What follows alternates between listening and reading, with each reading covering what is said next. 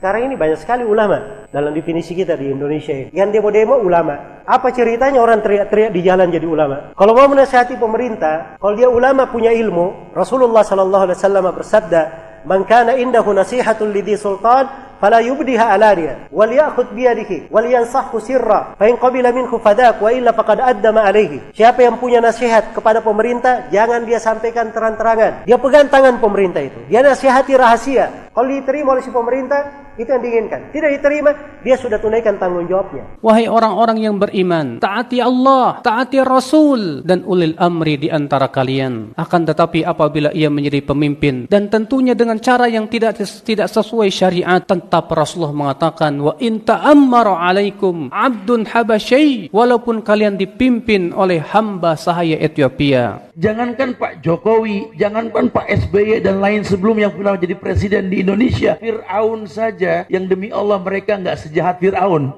Fir'aun saja diperintahkan Nabi Musa dengan Harun, idhaba ila Fir'aun innahu togo faqula lahu qawlan layyina. Yang gak boleh anak laki lahir main potong aja. Fir'aun lebih dari Rohingya loh. Suruh datang ke Fir'aun, katakan perkataan yang lembut. Idza ra'aita rajulan yasubbul hakim fa'lam annahu sahibu hawa. Kalau engkau melihat ada orang yang mencela pemimpinnya, menjelek-jelekan pemimpinnya, ketahuilah kalau dia itu pengikut hawa nafsunya. Dan tanyakan kepada dia, apa setiap kali engkau mencela pemimpinmu kau dapat pahala? Dapat pahala enggak kalau kita menjelekkan pemimpin kita? Kalau dapat pahala kita cela, enggak dapat pahala. Pertanyaan kedua, kalau kau doakan pemimpinmu, kau dapat pahala enggak? Dapat, Masya Allah. Oke, pertanyaan yang selanjutnya, kalau kau celah pemimpinmu, pemimpinmu berubah enggak? Enggak berubah. Kalau kau doakan pemimpinmu, bisa enggak Allah merubah pemimpinmu? Bisa. Terus kenapa kau tidak doakan pemimpinmu? Man akrama sultanallahi fil ard akramahullah.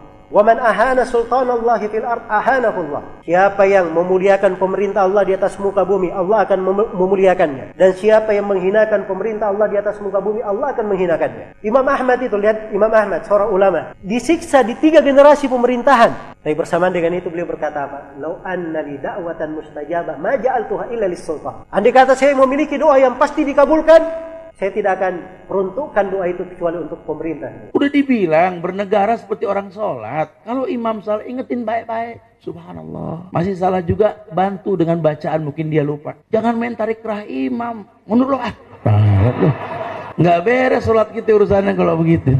Turunin imam, ganti imam, turunin presiden, nggak bakal pernah beres. Mau sampai kapan? Kemudian saya telah terangkan rahasia, ruh dan makna. Kenapa diperintah taat kepada pemerintah walaupun dia berbuat zalim? Sebab kudeta terhadapnya itu menyebabkan apa? Kerusakan yang lebih besar. Dan sepakat para ulama tidak boleh merubah kemungkaran yang akan melahirkan kemungkaran yang apa? Yang lebih besar. Tahu nggak, Hajjaj bin Yusuf itu membunuh 120.000 kaum muslimin pelan-pelan, Pak. Cungkil dulu matanya, diputuskan dulu lidahnya, dipotong telinganya, potong kakinya. Itu yang sudah dibunuh oleh dia seperti itu 120.000 orang. Di antaranya sebagian sahabat dan sebagian ulama tabi'in. Mendengar orang berdoa, ya Allah, binasakanlah Hajjaj bin Yusuf. Kata Al-Hasan Al-Basri, kamu jangan doa seperti itu. Aku khawatir, kata beliau, kalau Allah kabulkan doamu dan Hajjaj pun binasa, ternyata penggantinya dia kera dan babi. Katakanlah, kamu mengatakan bahwa Hajjaj bin Yusuf itu kejam. Memang dia kejam, betul. Dan kamu berdoa kepada Allah supaya Allah binasakan dia. Kamu yakin penggantinya lebih baik? Mungkin sezalim-zalim pemerintah yang ada di belakang ini tengah umat. Tidak ada yang sezalim Fir'aun. Saya mau tanya, dalam Al-Quran pernah dikisahkan Nabi Musa dan Bani Israel demo Fir'aun? Fir'aun dan bala tentaranya dibinasakan. Sebab kebinasaannya satu amalan Bani Israel yang mereka lakukan. Allah berfirman dalam Al-Quran di surah Al-A'raf, kami wariskan bumi dari timur hingga baratnya, bumi yang diberkahi, kepada kaum yang tadinya tertindas di atas muka bumi, dan telah sempurna kalimat Allah yang maha indah untuk Bani Israel disebabkan karena kesabaran mereka. Mereka hanya punya sabar. Perintah untuk taat kepada pemerintah muslim walaupun dia zalim, ini diucapkan oleh seluruh imam as-salaf, tidak ada silang pendapat.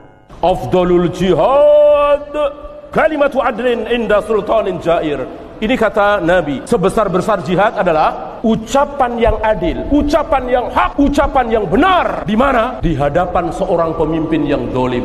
Di hadapan, bukan di televisi, bukan di radio, bukan di koran, bukan di Bundaran HI, bukan di Sudirman Tamrin, bukan. Misalnya saya berhadapan dengan Pak Presiden nggak benar nih begini. Mau Mosok aliran sesat didiamkan. Ini mencaci maki Nabi Muhammad, mosok Anda diamkan, begini.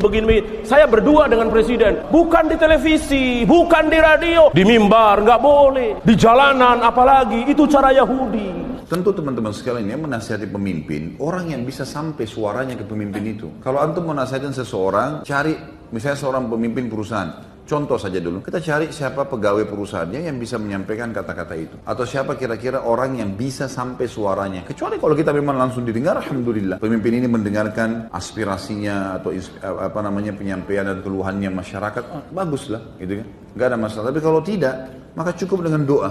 Kita doakan saja. Itu senjata bagi orang beriman. Allah bisa masukkan ke dalam hati dia berubah. Bisa.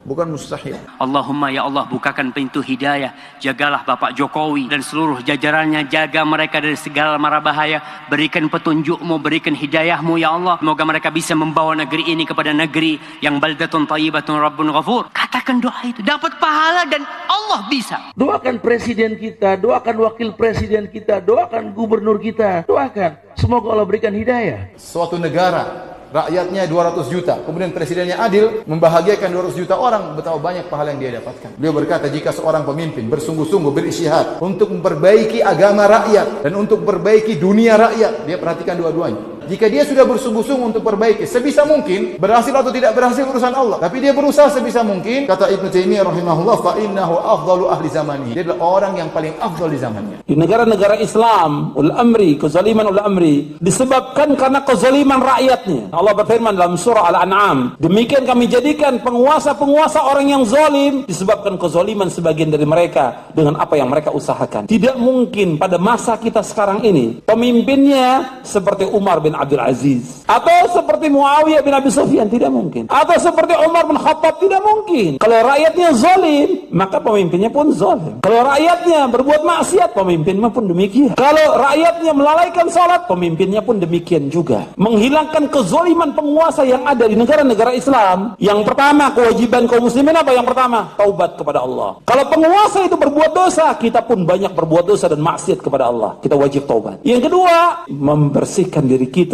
dari noda-noda syirik. Yang ketiga, kata Syekh Albani, kewajiban kita mendidik istri dan keluarga kita. Kita akan ditanya oleh Allah tentang istri dan anak kita. Kita, umat Islam, tidak akan ditanya oleh Allah siapa pemimpin kita. Tapi kita akan ditanya, bagaimana kamu mengurus istri dan anak kamu. Sebab Nabi bersabda, setiap kamu adalah pemimpin, dan setiap kamu akan ditanya tentang pimpinannya.